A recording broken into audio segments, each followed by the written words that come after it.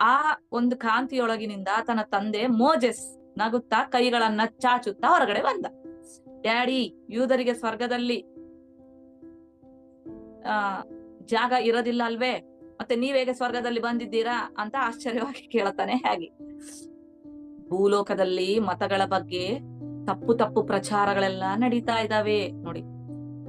ಇಲ್ಲಿ ಗೊತ್ತಾಗುತ್ತೆ ಭೂಲೋಕದಲ್ಲಿ ಮತಗಳ ಬಗ್ಗೆ, ಮತಾಚಾರ್ಯರಿರ್ಬೋದು, ಪೂಜಾರಿಗಳಿರ್ಬೋದು, ಬೇರೆಯವ್ರಿರ್ಬೋದು, ಇಲ್ಲಿ ಜೀವನ ಸಾಗಿಸಲಿಕ್ಕೆ ಜೀವನೋಪಾಧಿ ಸಲುವಾಗಿ ಎಷ್ಟೆಲ್ಲ ಸುಳ್ಳುಗಳು ಹೇಳ್ತಾರೆ, ಅಥವಾ ತಮ್ಮ ಜೀವನದ ಸಲುವಾಗಿ ಇನ್ನೊಬ್ಬರನ್ನ ದಾರಿ ತಪ್ಪಿಸೋ ಕೆಲಸ ಮಾಡ್ತಾರೆ. ತಾವ್ ಅವಾಗ ಬರ್ತಾ ಇರ್ಬೇಕಂತ ಹೇಳಿ ಕೇಳ್ಕೊಂತ ಇರ್ತಾರೆ, ಏನೆಲ್ಲಾ ಮಾಡ್ತಾರೆ.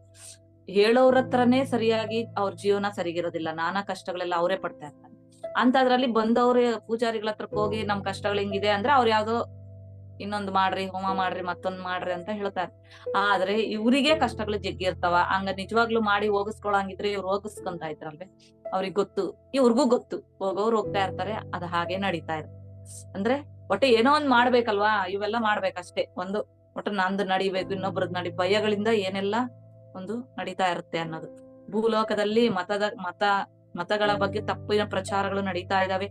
ಆ ಪ್ರಚಾರಗಳ ಪ್ರಭಾವದಿಂದ ಅಲ್ಲಿರುವ ಜನರೆಲ್ಲ ನಾನಾ ರೀತಿಯ ಭ್ರಮೆಗಳಲ್ಲಿ ಜೀವಿಸಿ ಅಯೋಮಯದಲ್ಲಿ ಸತ್ತು ಹೋಗ್ತಾ ಇದ್ದಾರೆ. ನಾನಾ ರೀತಿಯ ಭ್ರಮೆಗಳಲ್ಲೆಲ್ಲ ಜೀವಿಸ್ಬಿಟ್ಟು ಅಯೋಮಯವಾಗಿ ಸತ್ತೋಗ್ತಾ ಇದ್ದಾರೆ. ಅಂತಹ ಅರ್ಥಪರ್ಥವಿಲ್ಲದ ಭ್ರಮೆಯೊಳಗಡೆಯಿಂದ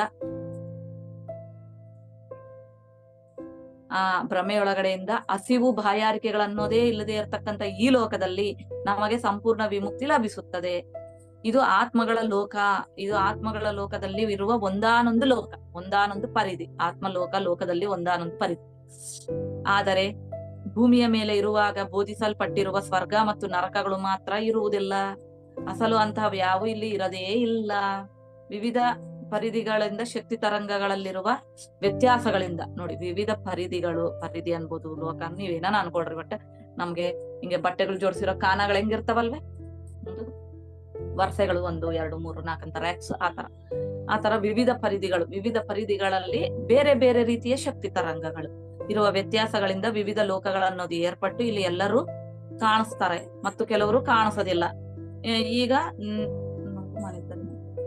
ಇವಾಗ ನಮ್ಮಿಬ್ಬರ ಮಧ್ಯದಲ್ಲಿ ಮಾತುಗಳಿಂದ ಏನ್ ಸಂಭಾಷಣೆ ನಡೀತಾ ಇದೆ ಅಲ್ವೇ, ಇದು ಮಾತಲ್ಲ, ಇದೆಲ್ಲ ಸಂಭಾಷಣೆ. ಯಾವ ತರ ಮಾತುಗಳಿಂದ ನಡೀತಾ ಇದೆ ಅಂತ ನೀನ್ ಅನ್ಕೊಂತಾ ಇದೆಯೋ ಅದಲ್ಲ. ಆದರೆ ಇದು ನಿಜವಲ್ಲ, ನಮ್ಮಿಬ್ಬರ ಮಧ್ಯೆ ಕೇವಲ ಭಾವ ಪ್ರಸರಣ ಮಾತ್ರವೇ ನಡೀತಾ ಇದೆ ಅಂತ ಹೇಳ್ತಾರೆ.